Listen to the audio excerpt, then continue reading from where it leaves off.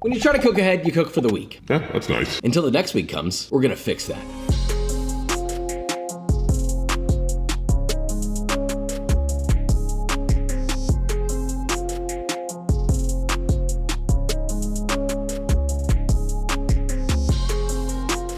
So today we're doing another healthy meals thing. All right, we're still on the get shredded train. I'll be honest with you, it's not going great, but it doesn't matter. We still have that due date, and by golly, I'm gonna hit that due date as best as I can. But in the meantime, we're supplying you with the healthiest meals that we can that are macro friendly, blah, blah, blah, blah. Whatever, that's less important. What's important is people don't wanna actually put in the time. I get it. You prep for a week's worth of meals, and then you just gotta keep doing that over and over and over. But what if you only had to do it once a month? So today I'm gonna give you both the option to do it for a week or how to adapt it for the whole month with some special secret culinary techniques, if you will. So with all that being said, let's make this, shall we? Well, how do you make it through the whole month, Josh? It's gonna go bad. You're not wrong, but I have a trick. In the diversity of 4 different meal choices: a breakfast burrito, chicken fried rice, shrimp red curry, and a pesto double meat panini. You got options, pal. And yes, they're diet friendly. First, the breakfast burrito. Start with 1 large russet potato, peel and grate that burger on the coarse or fine side of a box grater. Place it on a clean kitchen towel, not one of those raggedy ass old ones that's sitting in the corner that's stiff like a piece of glass. Season your potato generously with salt, toss together, then wrap that up in your towel and squeeze as much of the liquid out of those taters as you can.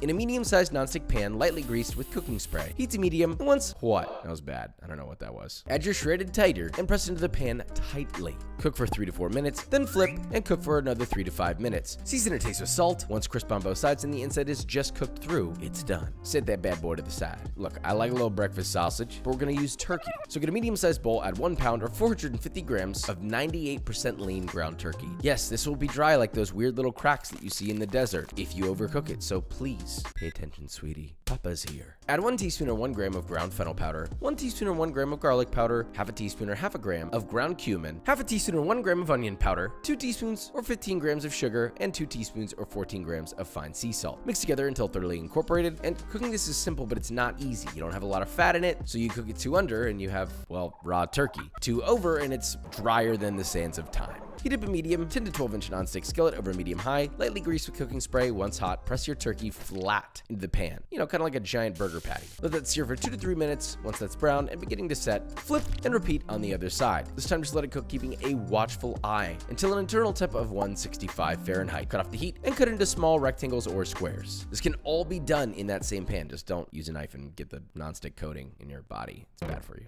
For the egg portion, add 1 tablespoon or 14 grams of unsalted butter to a 12-inch nonstick skillet that's set over medium heat. Once that's hot and bubbling, add in half a red bell pepper diced, half a yellow onion diced, season to taste with salt. Cook that for 3 to 4 minutes, tossing occasionally, or until they begin to soften. It's totally fine to get a little caramelization. That's flavor. In a medium-sized bowl, crack in 8 eggs and whisk until add your egg mixture to your veg and scramble, stirring frequently until the eggs are cooked to your liking. Look, if you're like me, then you like them moist. Yes, moist. Now once your eggs are cooked to your liking, season to taste with salt as needed and on to assembly. If you're doing a single recipe, you'll need 6 burrito-sized tortillas. Regrettably, our tortillas were a bit small, so we did 2 mini burritos per serving. But this kind of gives you an idea, right? You can either do a full-size burrito or you can do a mini burrito like this. I actually quite like them like this. Lightly warm your tortillas over a flame to make them pliable, then add a layer of your egg scramble, followed by your turkey, optionally some of your fresh grated cheddar or Monterey Jack cheese, you know, or a mix of both, about 1.5 to 2 tablespoons per burrito. Finally, a light crumbling of your hash brown spread evenly over the top, and a handful of fresh cilantro. Roll that bad boy up and repeat with all of your tortillas. Now at this point, you're welcome to lightly toast in a medium-sized pan set over medium heat to seal all edges of the burrito. Now at the end, we're gonna go over the storage of these, but if you're doing these for the week, you can just let them cool to room temp, then wrap in plastic wrap and keep them in the fridge to pull as needed. And that's it. Now remember, we have 6 servings here, so the dietary breakdown of this is this caloric count: protein, carbs, and fat. Not bad at all. As a heads up, since we aren't all going to be using the exact same ingredients, these figures can vary. That was our disclaimer for legal reasons.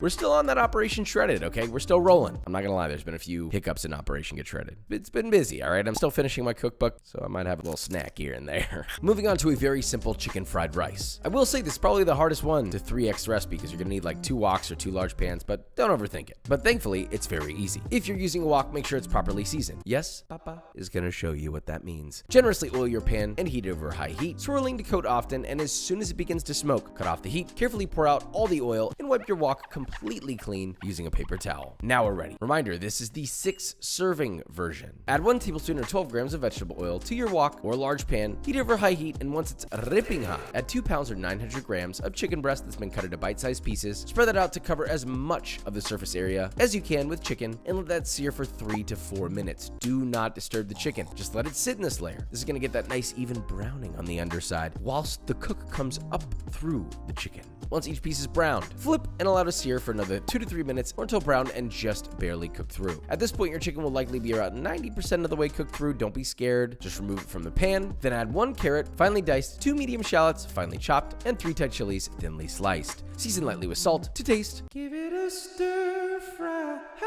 for 2 to 3 minutes or just until the vegetables are softened. Add your chicken back along with 3 cups or 600 grams of cooked and chilled rice. That means that this rice has been cooked the night before and chilled in the fridge completely. This is important. If you don't do that, you're making the mashed potatoes or fried rice. It's no good. Stir fry that till your rice is hot and your chicken is cooked through. Seriously, I've said this before, so listen carefully. Chicken breast is arguably one of the most difficult things to cook well. I don't know why it's so common. It will overcook extremely easily during this stage, so keep a watchful eye. Now scoot your mixture to one side of the wok, leaving a small gap. Lightly grease that gap with cooking spray. Add in 2 eggs and whisk together in your wok until nice and homogeneous. Season the egg lightly with salt and scramble until cooked to your liking. Toss that together with your rice and finish everything off by adding half a cup or 82 grams of frozen peas, 3 tablespoons or 48 grams of soy sauce, a pinch of ground white pepper. Toss everything together until hot and she's done. That's 6 servings of probably the healthiest fried rice I've ever seen in my life, which the health composition comes in with a caloric count of this, along with protein, fat, and carbohydrates per serving. Yes, fried rice really did that. Next, shrimp coconut red curry. This is another one of those recipes that fits your diet, but it tastes like it shouldn't. You're gonna feel no eating it. In a medium-sized pot set over medium heat, add half a tablespoon or 9 grams of coconut oil or vegetable oil. Add in 2 medium shallots finely diced, 5 cloves of garlic, a 1-inch knob of galangal grated. You can also use ginger if you can't find galangal. Okay, it's fine.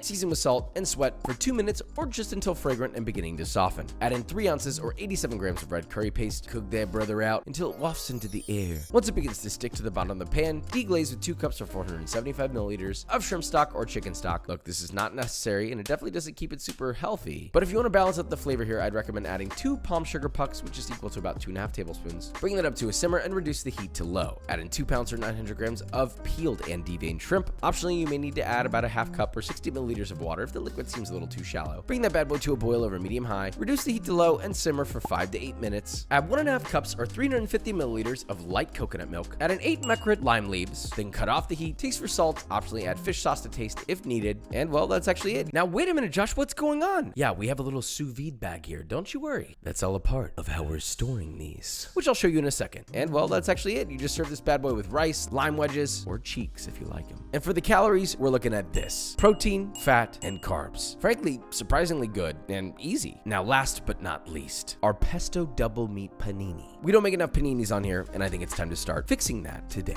Pesto is tough to make super macro friendly, I'll be honest. Or is it? In a blender, combine 3 cloves of garlic, half a cup or 48 grams of finely grated Parmigiano Reggiano, a touch of salt to taste, half a cup or 112 grams of water, 1 cup or 30 grams of fresh spinach, 1 cup or 14 grams of fresh basil leaves. Blend on high until as smooth as possible. Then stream in 2 tablespoons or 30 grams of extra virgin olive oil. Well, that's actually it. It's very simple. You know, obviously taste for salt. If you need to add more salt, do that now. And now for the actual sandwich. If you do some extreme sandwich math calculations, you'll notice that you'll need 12 total slices of bread for 6 total sandwiches. I got ciabatta buns. What can I say? In that case, you need 6 buns. It's a basic math. Moving on to assembly. It's very simple. On the inside of your sandwich, which I'm assuming you've split it in half, you're gonna add a nice helping of your spinach pesto on both sides of the inside. This is making sense? Then layer on about 5 ounces or 140 grams of thinly sliced deli turkey, followed by 5 ounces or 140 grams of deli ham. Top with 1 large slice of Swiss cheese, a light sprinkling of sun-dried tomatoes that have been very finely chopped. Give your king its top. That doesn't sound right. And that's it. Don't press it yet because it's time to show you how we're gonna store all these. So at this point, you can wrap it in plastic wrap, you can place it in the fridge, and then you press it when you want it, right? But if you want this to last the whole month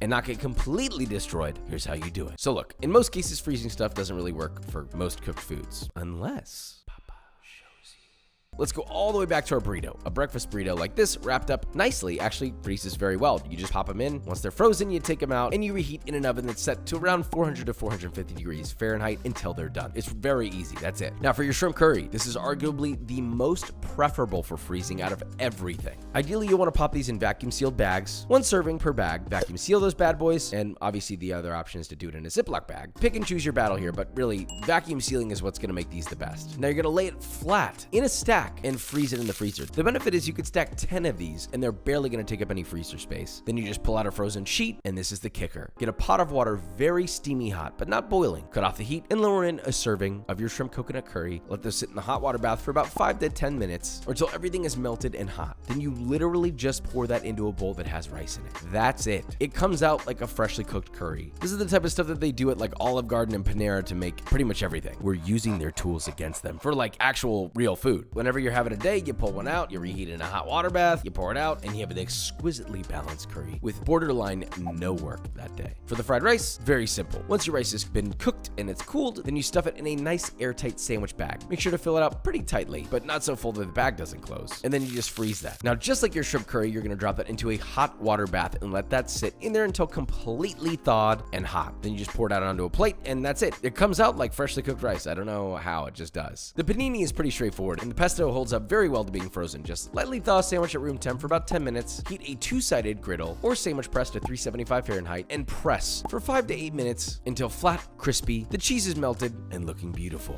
Pull it out, split that bad boy in half, and boom, look at that. Now, each panini sandwich comes with a breakdown, depending on the bread that you use, but if you use little ciabatta buns, gives us this for calories, and of course, protein, carbs, and fat. All of this beautiful food for a reasonable macro breakdown. With what you see here, you can get a little over a week's worth of food, but if you want it over the month, triple the recipes, and gosh darn it, you're on your way to nirvana. Now we gotta see how this held up to being, oh my god, frozen. And hey, maybe it was a bad idea, but there's only one way to find out, with the taste test. Wow, this is a month's worth of food. Well, the options that you have. Obviously, you can do this a million other ways. We're just trying to give you a structure. Mini burrito. Wow, and the flavor is all there. It tastes like any other breakfast burrito. I wouldn't be able to tell the difference, honestly, if you handed this to me. Moving on, Sando. I love sandwiches. I don't like when they're dietary, and yet I feel like this one's gonna be something special. Easy. Pickle chip. Anytime you panini press a sandwich, it's gonna be good, period. You're battling through multiple layers. There's crunch on the outside, you have the meat, the saltiness, a little bit of that sauce, kind of making it all come together. This is a proper sandwich. Whether you do the pickle chips or not, it's good on its own. Curry. This is probably my favorite thing I think we've ever made in terms of making a head. See, this is one of the few things that you can make and have absolutely zero idea that it is low calorie. Genuinely. Fried rice. I want you to think and envision Panda Express fried rice, right? Exactly that, except actually good. That's this. High protein and it's calorie effective. Say less. You can have diverse choices like this every day, and you can eat for an entire month off these things. Mix and match. Make different fillings for the sandwich. Add different proteins to the curry. Add different proteins to this. Add a different protein to this. See where I'm going with that? Use the freezer to your advantage if you want, but the one thing that you'll always want is B-roll.